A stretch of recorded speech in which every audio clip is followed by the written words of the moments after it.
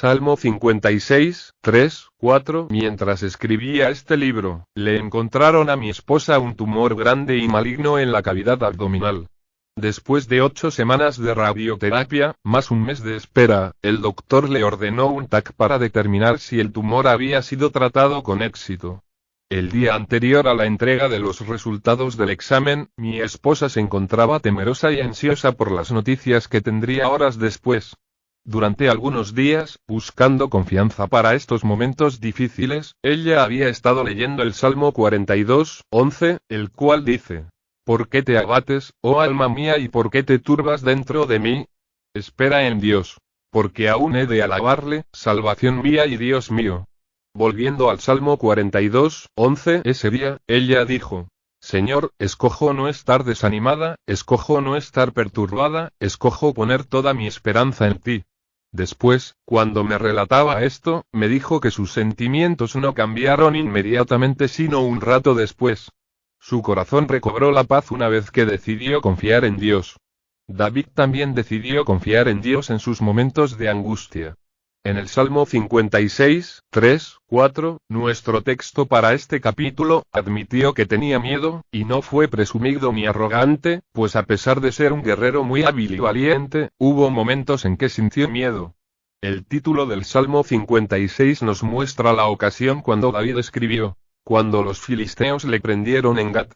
La narración histórica de este incidente nos muestra que él tuvo gran temor de Aquís, rey de Gat. 1 21, 12.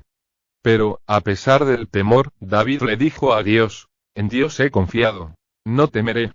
En los Salmos encontramos varias veces la decisión de confiar en Dios, escogiendo descansar en Él, a pesar de las apariencias. La declaración de David en el Salmo 23, 4. No temeré mal alguno, es equivalente a: confiaré en Dios en presencia del mal. En el Salmo 16, 8, dice: a Jehová he puesto siempre delante de mí, porque está a mi diestra, no seré conmovido. Anteponer a Dios es reconocer su presencia y su constante ayuda, pero esto es algo que nosotros debemos escoger hacer. Dios está siempre con nosotros. Él ha dicho: no te desampararé, ni te dejaré. 13, 5. No hay duda de su presencia con nosotros, pero tenemos que reconocerla, debemos anteponerlo Él ante nosotros mismos. Es nuestro deber decidir si vamos a creer o no en sus promesas de protección y amor constantes. Margaret Clarkson, hablando de cómo debemos llegar al punto de aceptar la adversidad en nuestras vidas, dijo: esta siempre comienza con un acto de voluntad de parte nuestra, cuando nos disponemos a creer en la bondad del Dios Todopoderoso, en su providencia y soberanía, y nos negamos a aceptar lo contrario, sin importar lo que ocurra o cómo nos sintamos. Durante muchos años, en mi peregrinaje en la búsqueda de lograr confiar en Dios en todo momento, aún estoy alejado del final del viaje, fui prisionero de mis sentimientos. Erróneamente pensé que no podía confiar en Dios a menos que sintiera esa confianza en Él, lo cual casi nunca ocurrió en los momentos de adversidad. Ahora estoy reconociendo que confiar en Dios es primero que todo un asunto de la voluntad y que no depende de mis sentimientos. Decido reposar en Dios, y finalmente mis sentimientos siguen. He dicho que confiar en Dios es ante todo un acto de la voluntad, pero permítanme modificar esta afirmación para decir que, primero que todo, es una cuestión de conocimiento. Debemos saber que Dios es soberano, sabio y amoroso, en todos los sentidos que hemos visto en capítulos anteriores que estos términos tienen. Pero, habiendo sido expuestos al conocimiento de la verdad, debemos escoger entre creer la verdad sobre Dios, la cual nos ha sido revelada, o dejarnos llevar por nuestros sentimientos. Si vamos a confiar en Dios, debemos decidirnos a creer su verdad. Debemos decir: confiaré en ti, aunque no siento deseos de hacerlo. Estar dispuesto a confiar en Dios en momentos de adversidades, hay que admitirlo, algo difícil de hacer. No quiero sugerir con mi énfasis en decidir confiar en Dios, que esta sea una decisión tan fácil como ir o no a la tienda, o hacer o no un acto de sacrificio. Confiar en Dios es cuestión de fe y la fe es fruto del Espíritu, Gálatas 5, 22. Solo el Espíritu Santo puede hacer que su palabra tome vida en nuestros corazones, y crear fe, pero podemos decidir entre dejar que Él lo haga o dejarnos gobernar por nuestros sentimientos de ansiedad, resentimiento o agravio.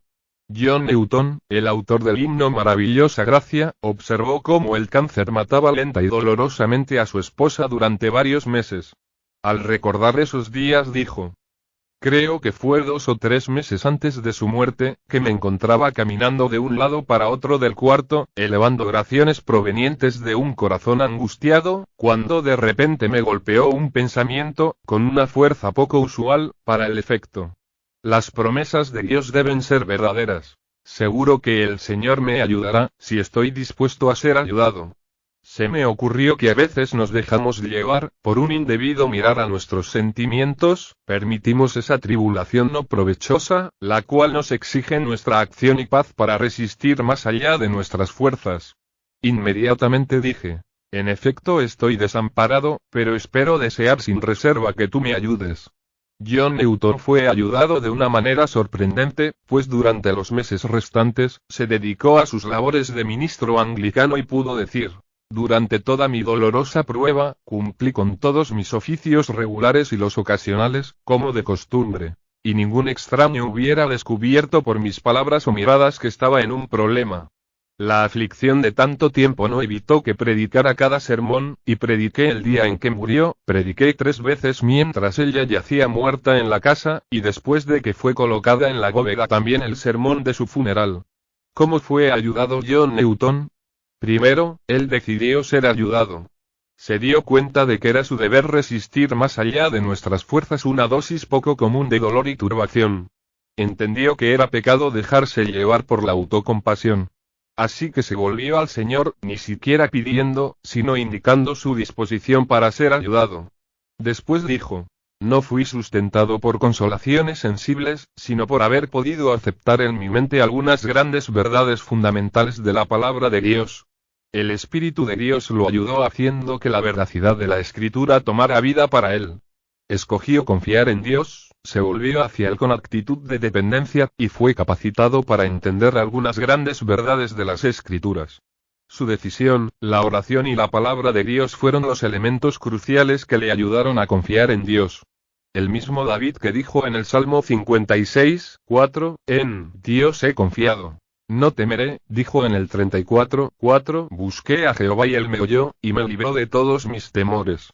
No hay conflicto entre decir, no tendré miedo, y pedir a Dios librarnos de nuestros temores.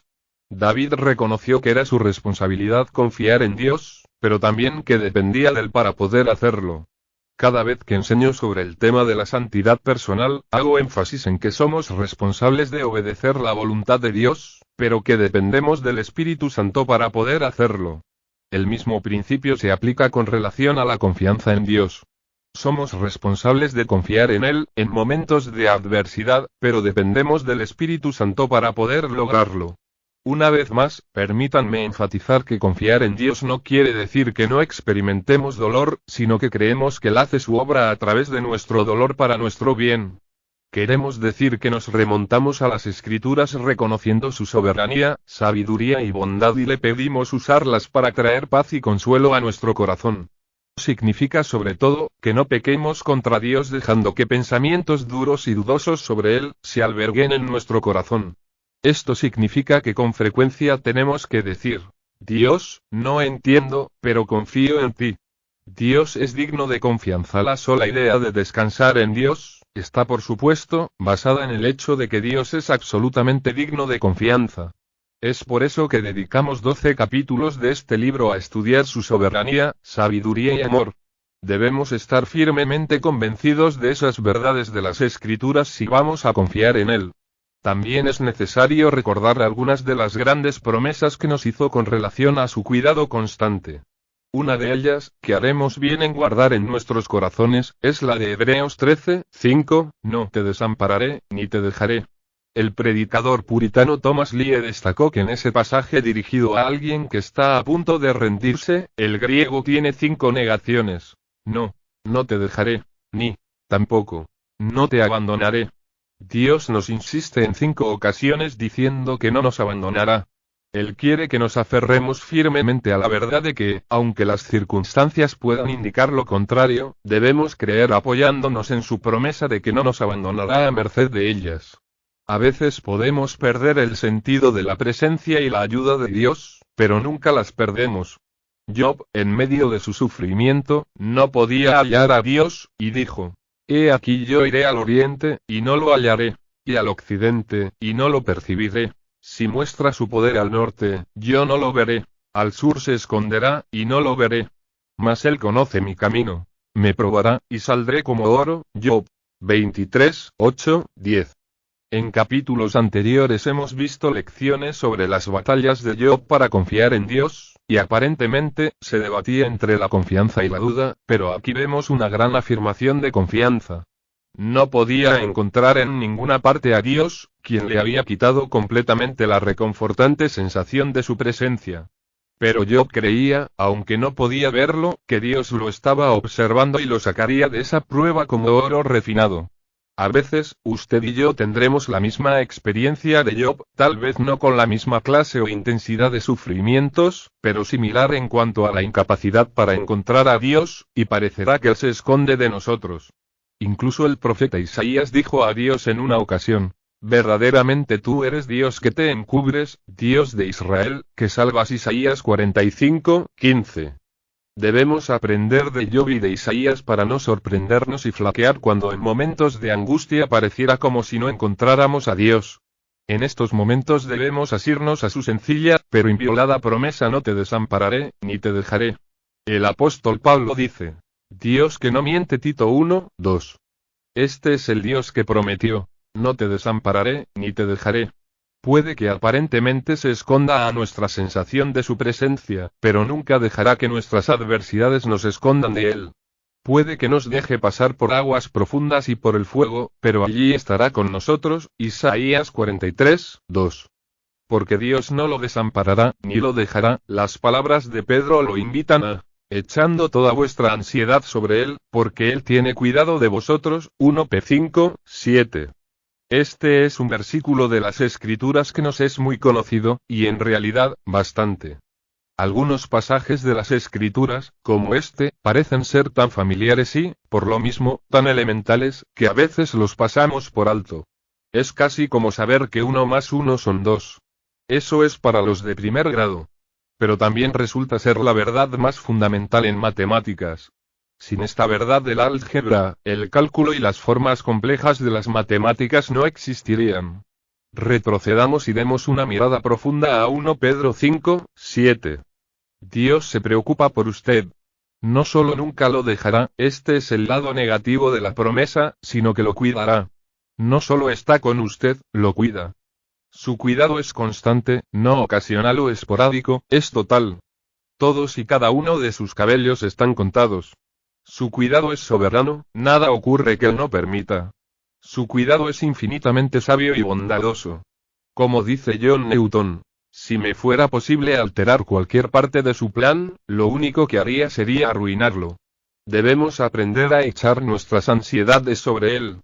El Dr. John Brown dice de este versículo: la expresión figurativa echar, no dejar, parece indicar que la tarea por realizar exige un esfuerzo y la experiencia nos enseña que no es fácil librarse del peso de la preocupación.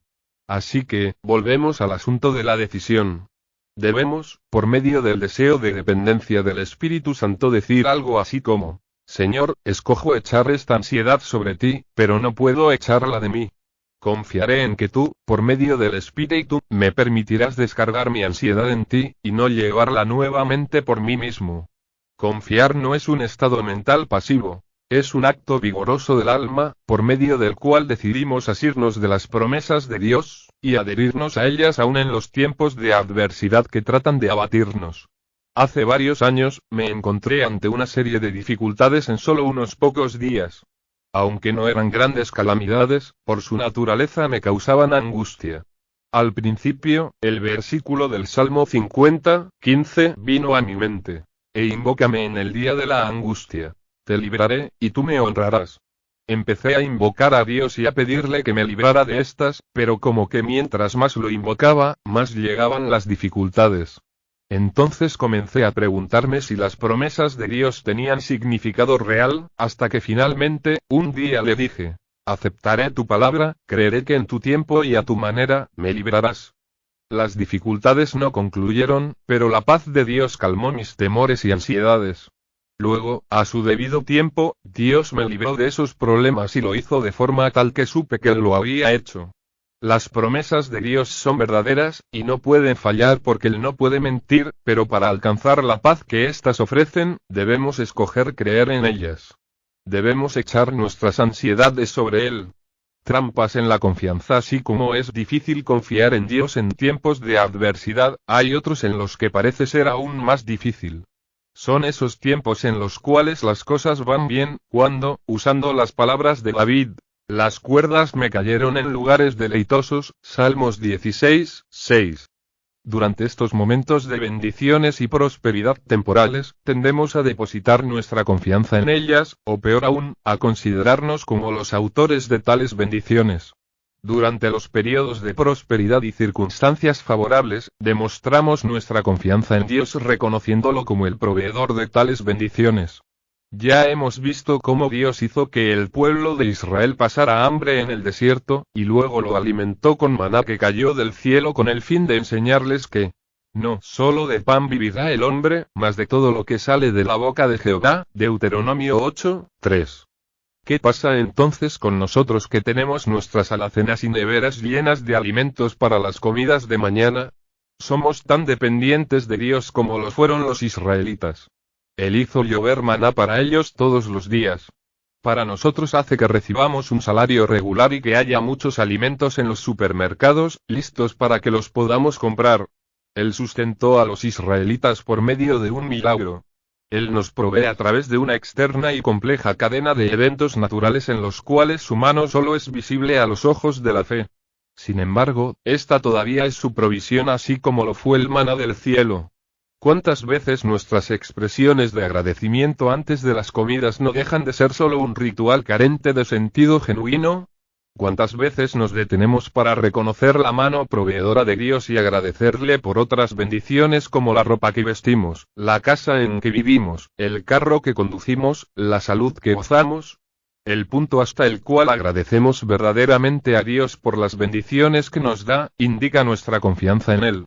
Deberíamos ser tan fervientes en nuestras oraciones de agradecimiento, cuando nuestra alacena está llena, como lo seríamos en las de súplica, si ésta estuviese vacía.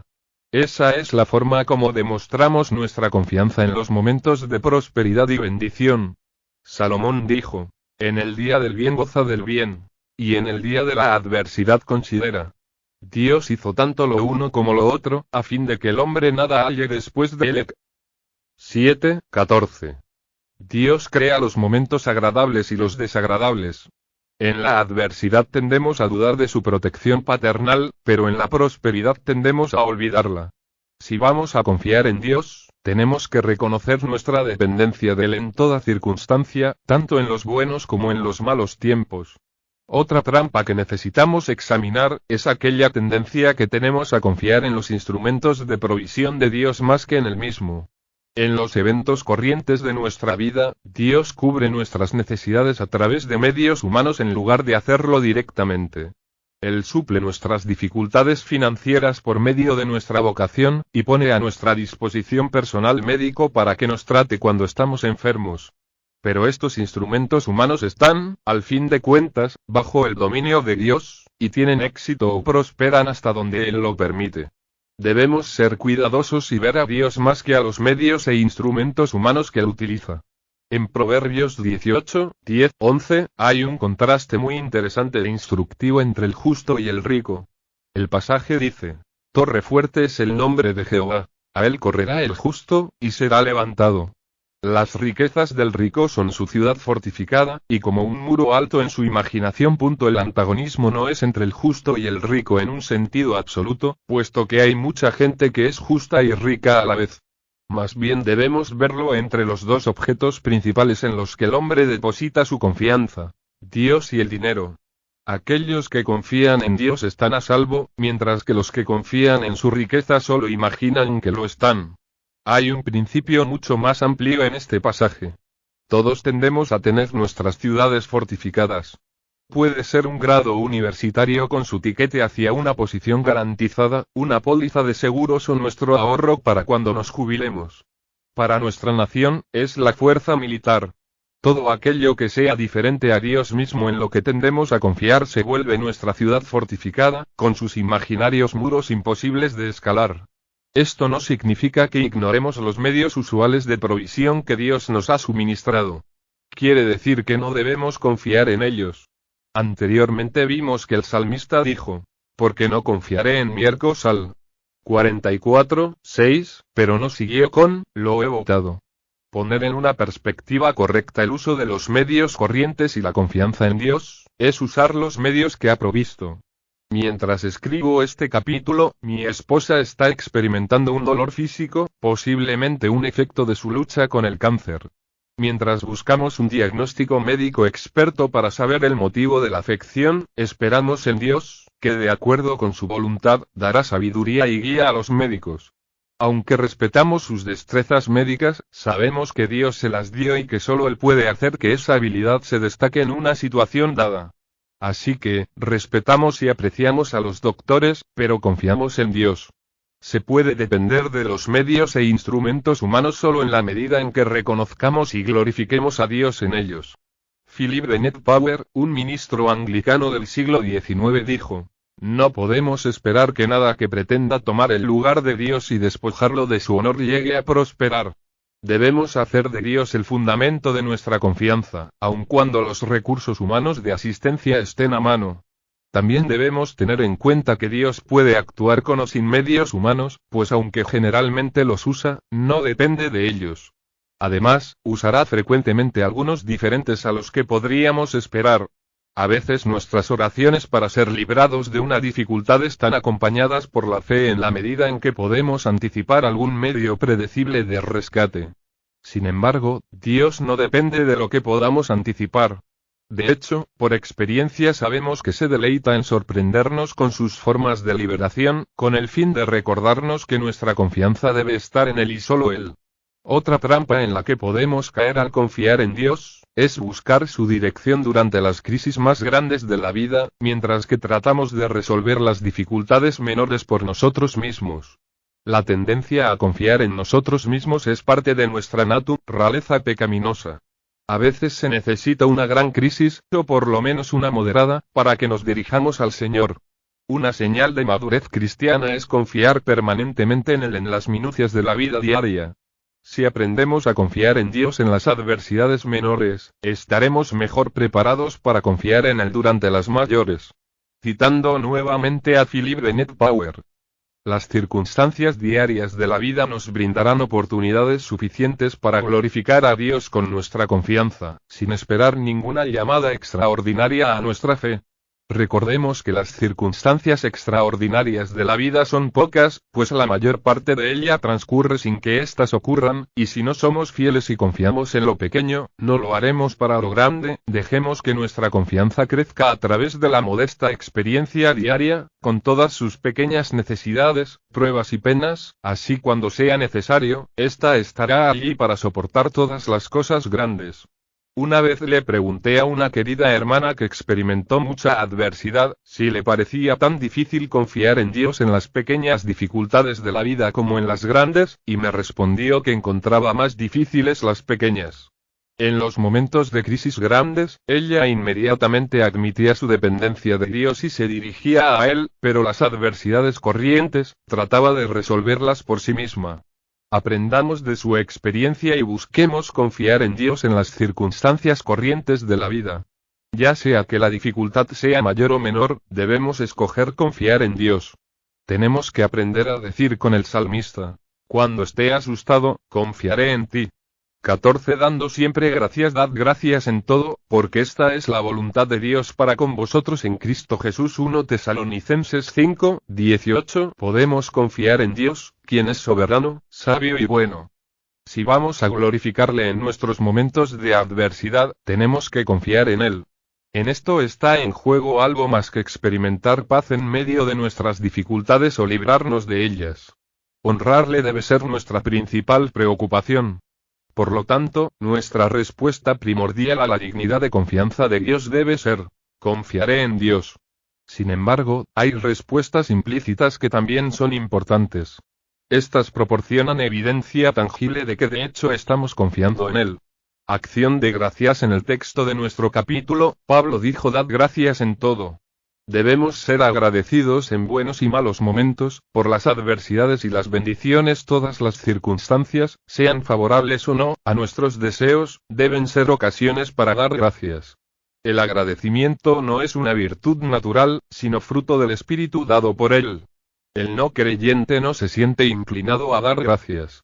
Da la bienvenida a las situaciones que están de acuerdo con sus deseos y se queja de aquellas que no lo están, pero nunca, en ninguno de los dos casos, se le ocurre agradecer en estas circunstancias. Si ve la vida como algo que va más allá del azar, se felicita a sí mismo por su éxito y acusa a los demás por sus fracasos, pero nunca ve la mano de Dios en su vida. Una de las afirmaciones más señaladoras en la Biblia acerca del hombre natural es la acusación de Pablo que dice: pues habiendo conocido a Dios, no le glorificaron como a Dios, ni le dieron gracias. Romanos 1:21. El agradecimiento es admitir la dependencia. Por medio de él, aceptamos que en la realidad física Dios nos da a todos vida y aliento y todas las cosas. Hechos 17:25, y que en lo espiritual, es Él quien nos dio vida en Jesucristo, cuando murió por nuestras transgresiones y pecados. Todo lo que somos y tenemos se lo debemos a su generosa gracia, porque ¿quién te distingue? ¿O qué tienes que no hayas recibido? 1 Corintios 4:7. Como hijos de Dios debemos agradecerle en toda circunstancia, sea buena o mala. En su Evangelio, Lucas cuenta la historia de los 10 leprosos que fueron curados por Cristo. Lucas 17:11-19. Los 10 clamaron ser curados, y todos experimentaron el poder sanador de Cristo, pero solo uno regresó a darle gracias. ¿Cómo tendemos a ser como los otros 9? Listos a pedir la ayuda de Dios, pero olvidadizos a la hora de agradecer. De hecho, nuestro problema va más allá del simple olvido. Estamos llenos de un espíritu de ingratitud por nuestra naturaleza pecaminosa, pero debemos cultivar un nuevo espíritu, el de gratitud, el cual implantó el Espíritu Santo dentro de nosotros en el momento de nuestra salvación. Ahora todos podemos ver la lógica en la historia de los 10 leprosos. Todos deberían haber regresado para dar gracias a Jesús. Debemos reconocer que en muchas ocasiones hemos actuado como los 9 hombres olvidadizos, cuando debiéramos ser como el único agradecido. No tenemos inconvenientes con la teología del relato, aunque fracasamos en la práctica. En este sentido, no tenemos ningún problema en aceptar la orden de Pablo de dar gracias en todo.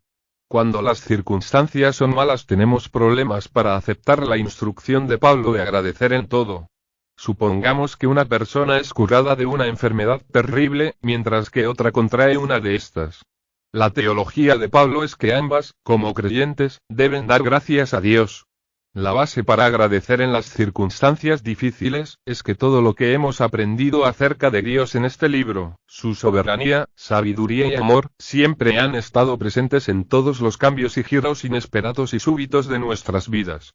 En resumen, es la firme creencia de que Dios está obrando en todas las cosas, todas las circunstancias para nuestro bien. Es la voluntad de aceptar esta verdad de la palabra de Dios y depender de ella sin tener que saber cómo está Él actuando para nuestro bien. Podemos ver una estrecha relación entre la promesa de Romanos 8:28 y el mandamiento de 1 Tesalonicenses 5:18, cuando entendemos que la traducción literal de las palabras en todas las circunstancias es en todo. En griego como en inglés las palabras y sus significados son muy cercanos. Debemos dar gracias en todo porque sabemos que en todas las cosas Dios está obrando para nuestro bien. Para obtener el máximo consuelo y ánimo de Romanos 8:28, y dar gracias en todas las circunstancias, debemos entender que Dios trabaja de una forma preactiva, no reactiva. Es decir, que no solo responde a una adversidad en nuestras vidas para obtener lo mejor de una situación, sino que antes de permitir la adversidad, sabe exactamente cómo la usará para nuestro bien. Dios sabía perfectamente lo que estaba haciendo antes de permitir a los hermanos de José venderlo como esclavo, y él lo reconoció cuando dijo a sus hermanos: así pues, no me enviasteis acá vosotros, sino Dios. Vosotros pensasteis mal contra mí, mas Dios lo encaminó a bien. Génesis 45:8, 50, 20. Es por esto que Pablo nos ordena: Dad gracias en todo, porque esta es la voluntad de Dios para con vosotros en Cristo Jesús. Énfasis del autor. En una ocasión anterior, en su primera carta a la iglesia de Tesalónica, Pablo había hablado de la voluntad de Dios. En el capítulo 4, versículo 3, él dice: Pues la voluntad de Dios es vuestra santificación, que os apartéis de fornicación. Todos reconocemos el imperativo moral en este versículo. Dios nos ordena ser santos, y la santidad incluye la pureza sexual. El imperativo no es menos fuerte en el capítulo 5, versículo 18. Dar gracias en todo es una parte de la voluntad de Dios, como lo es la abstinencia de la inmoralidad sexual. Esto no quiere decir que no dar gracias a Dios y caer en la impureza sexual sea igualmente pecaminoso a los ojos de Dios. Pero debemos decir que dar gracias a Dios en todo es parte de su voluntad para nosotros, y que, por lo tanto, no es una alternativa para el que quiere honrarle y complacerle. Dar gracias en todo, ya sea favorable o no, es otra respuesta a la dignidad de confianza en Dios. Si confiamos en que Él trabaja en toda circunstancia para nuestro bien, debemos darle gracias en todas esas circunstancias, no darle gracias por el mal que pueda haber en sí, sino por el bien que se sacará de ese mal por medio de su soberanía, sabiduría y amor. Adoración. Otra respuesta a la dignidad de confianza de Dios es adorarle en los momentos de adversidad. Cuando el desastre inicial golpeó a Job, las escrituras dicen: Entonces Job se levantó, y rasgó su manto, y rasuró su cabeza, y se postró en tierra y adoró, y dijo: Desnudo salí del vientre de mi madre, y desnudo volveré allá. Jehová dio, y Jehová quitó. Sea el nombre de Jehová bendito. Job 1, 20, 21. Job, en lugar de reaccionar contra Dios en los momentos de calamidad, le adoró. En lugar de levantar el puño frente al Señor, se arrodilló ante Él, y en lugar de desafiarlo, reconoció humildemente la soberanía de Dios, quien en su soberanía le había dado, y en su soberanía tenía el derecho de quitarle. La adoración involucra una consideración en dos direcciones. Al mirar hacia arriba vemos toda su majestad, poder, gloria y soberanía, así como su misericordia, bondad y gracia. Al mirarnos reconocemos nuestra total dependencia de Dios y nuestra pecaminosidad. Lo vemos como el Creador soberano, digno de adoración, servicio y obediencia, y nos vemos como simples criaturas, indignos pecadores, que hemos fallado en adorarle, servirle y obedecerle como debiéramos. No merecemos de Dios sino el juicio eterno.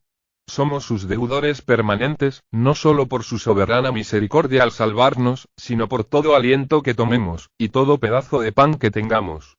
No tenemos derechos ante Dios, todo es de su gracia. Todo en el cielo y la tierra le pertenece, y nos lo dice en las palabras del Señor a sus obreros del viñedo: No me es lícito hacer lo que quiero con lo mío. Mateo 20, 15. Esta es otra dimensión de la soberanía de Dios.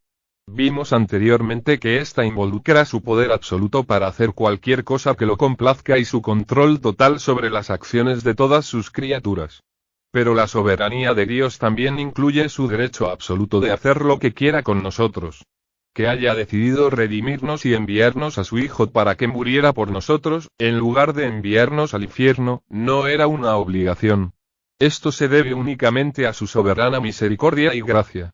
Como le dijo a Moisés: Y tendré misericordia del que tendré misericordia, y seré clemente para con el que seré clemente. Ex. 33, 19. Con esas palabras Dios estaba diciendo: No tengo obligaciones con nadie. Adorarlo con el corazón en momentos de adversidad implica una actitud de humilde aceptación por parte nuestra del derecho de Dios de hacer lo que le plazca en nuestras vidas. Es un sincero reconocimiento de que lo que tengamos en cualquier momento, salud, posición, riqueza o cualquier cosa que deseemos, son un regalo de su gracia soberana, y que nos lo puede quitar según su voluntad. Pero Dios no actúa hacia nosotros con soberanía sin propósito, usando su poder en forma opresiva o tiránica.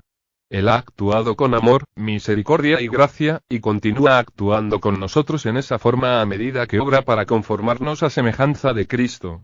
Así como nos inclinamos en adoración ante su infinito poder, también podemos inclinarnos con la confianza de que Él ejerce este poder para nosotros y no contra nosotros. Así que debemos inclinarnos en actitud de humildad, aceptando sus tratos en nuestra vida.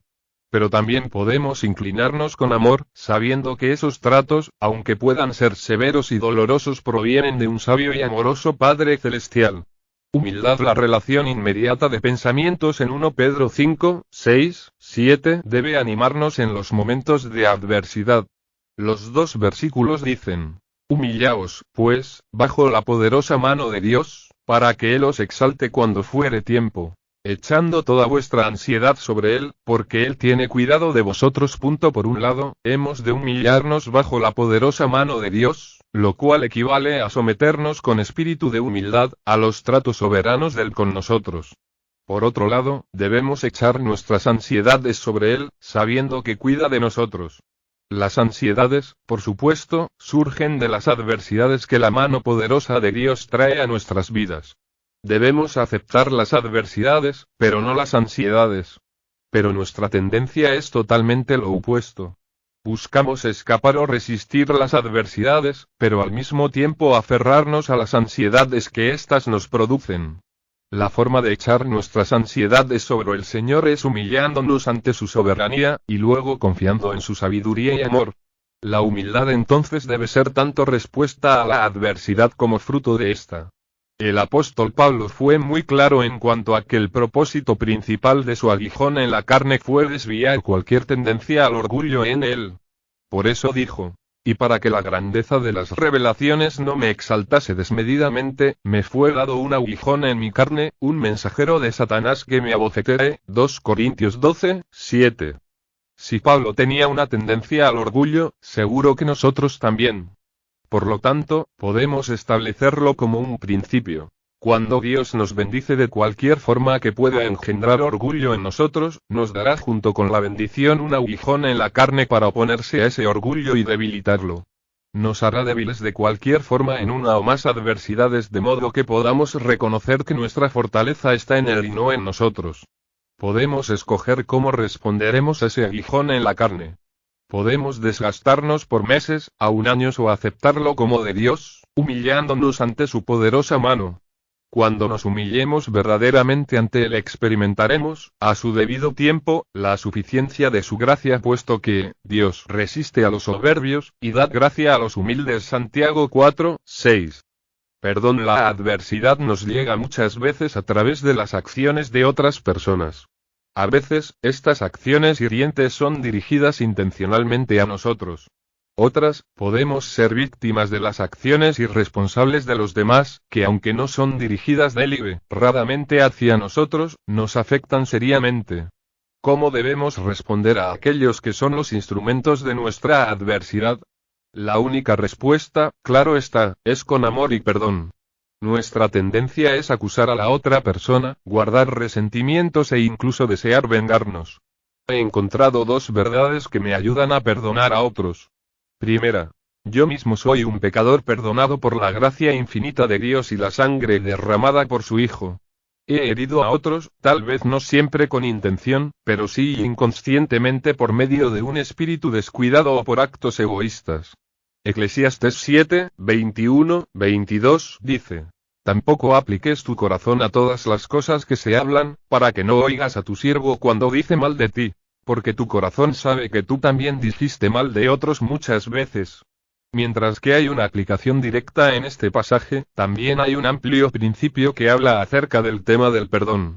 Podemos verlo reformulando la idea del pasaje como sigue: no te resientas contra las otras personas que son instrumentos de la adversidad en tu vida, porque sabes en tu corazón que tú también lo has sido en la vida de otros.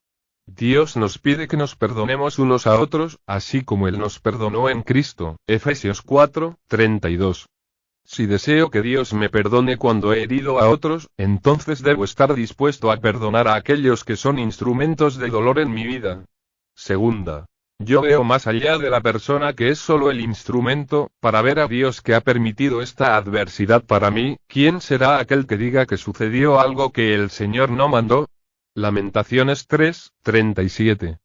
Si Dios ha decidido que esta prueba suceda en mi vida, es porque Él en su infinita sabiduría la considera buena para mí.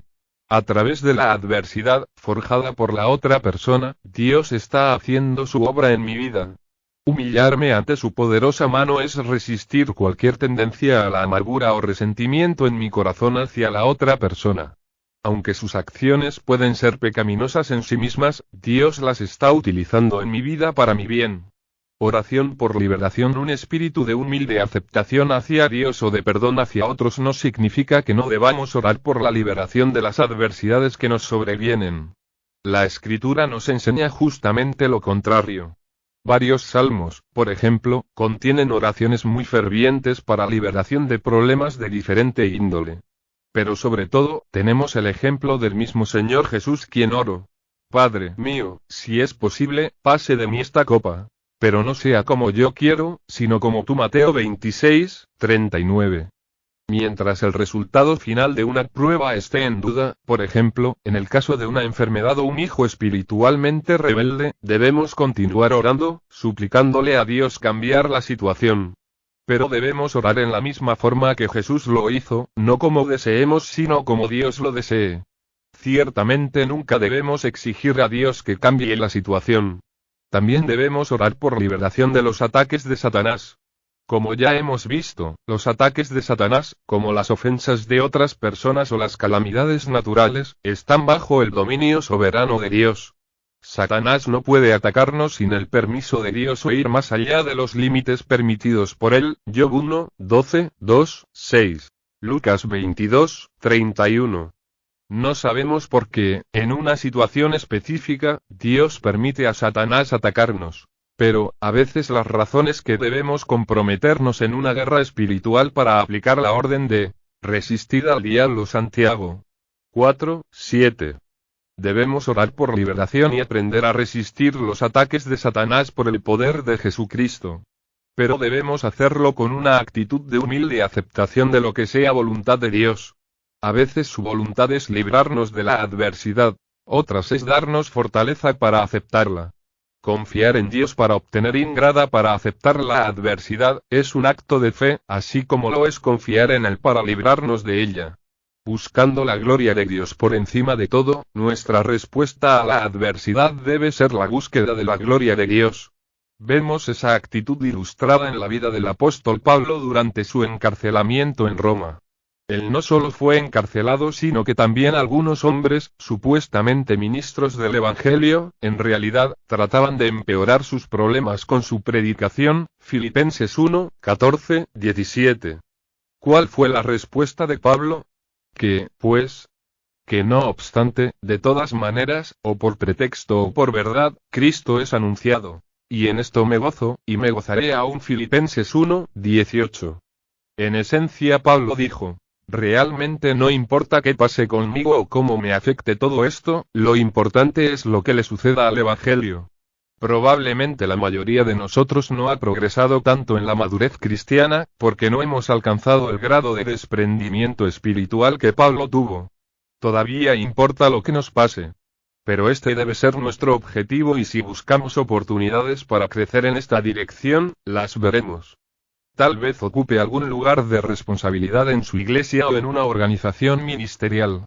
¿Qué pasa si alguno más talentoso llega y le pide, tal vez no con mucha cortesía, que se haga a un lado en favor de esa persona? ¿Cómo responderá? Esta es su oportunidad para crecer en la dirección de preocuparse solo para la gloria de Dios. Si le va a responder en esto y a humillarse bajo su poderosa mano, experimentará su gracia permitiéndole ocuparse principalmente, si no totalmente, en su gloria. Habrá crecido más en su semejanza a Jesús, quien se despojó de su gloria para morir por usted. Principalmente debe ver la mano de Dios en cada evento, sabiendo que Él hace las cosas bien, permitiéndolo únicamente para su bien. Nada puede ser más consolador para el hombre de Dios que la convicción de que el Señor que hizo al mundo, lo gobierna y que cada evento, grande o pequeño, a favor o adverso, está bajo la absoluta disposición de quien hace todas las cosas bien y quien las regula para el bien de su pueblo. El cristiano tendrá confianza y valor en su labor, en la proporción en que vea a Dios en su providencia como gobernante en medio de sus enemigos, y obrando siempre para el bien de su pueblo y para su propia gloria, incluso en la persecución del Evangelio. ¿Puede confiar en Dios? Hemos visto que Dios es digno de confianza. Él es absolutamente soberano sobre cada suceso en el universo, y ejecuta esa soberanía en una infinitamente sabia y amorosa manera para nuestro bien. En este sentido, hemos contestado la pregunta principal originada por este libro. ¿Puede confiar en Dios? Él nunca lo desamparará y nunca lo dejará. Pero ¿qué sucede acerca de la segunda forma en que podemos hacer esta pregunta? ¿Puede confiar en Dios? ¿Es su relación total con Dios una sobre la cual pueda construir un baluarte de confianza contra los ataques de la adversidad? No puede confiar en Dios aislándose de las otras áreas de su vida. Para crecer en la habilidad de confiar en Dios en momentos de adversidad, primero tiene que establecer un fundamento sólido de relación personal diaria con Él. Solo en la medida en que le conozca íntimamente y busque obedecerle completamente, podrá establecer una relación de confianza con Él. Luego, a ese fundamento de una vida en comunión con Dios, debemos agregar lo que hemos aprendido de él en este libro acerca de su soberanía, sabiduría y amor. Debemos aferrarnos a estas grandes verdades en las pequeñas pruebas lo mismo que en las grandes calamidades de la vida. Al hacer esto dependiendo siempre del poder capacitador de su Santo Espíritu, seremos más y más capaces de decir, puedo confiar en Dios. Suplemento. Si me fuera posible alterar cualquier parte del plan de Dios para mi vida, lo único que haría sería arruinarlo. Debo entender que esa adversidad es parte del plan perfecto de Dios para nuestra vida. Decido confiar en Dios, decido creer en la bondad de mi Padre amoroso y todopoderoso, en su providencia, sabiduría y soberanía, y me niego a aceptar otra cosa sin importarme lo que alguien diga o cómo me sienta. Mateo 6:32. Vuestro Padre sabe que tenéis necesidad de todas estas cosas. Gracias, Señor, eso era todo lo que necesitaba saber. Confío en tu habilidad para cumplir con mis necesidades y las de tu iglesia. Dios sostiene lo que crea. Leer Lucas 22:31. Jesús les pregunta, cuando los envié, ¿les faltó algo? La respuesta es, nada. Las adversidades no son adversidades sino parte del plan perfecto de Dios para llevarnos a cumplir su voluntad y ser más y más semejantes a Él. 2 Corintios 12:7. Para que no me enaltezca sobremanera, era una ayuda para que Pablo no caiga. Gracias, Señor, por eso. Dios es digno de confianza. Ver la mano de Dios en cada acontecimiento, sabiendo que Él hace las cosas bien y permitiéndolo únicamente para nuestro bien. Dios obró y obrará todas las circunstancias y acontecimientos para nuestro supremo bien eterno. Podemos escoger cómo responderemos a ese aguijón. Podemos desgastarnos y sufrir o aceptar lo que vino de Dios para nuestro bien.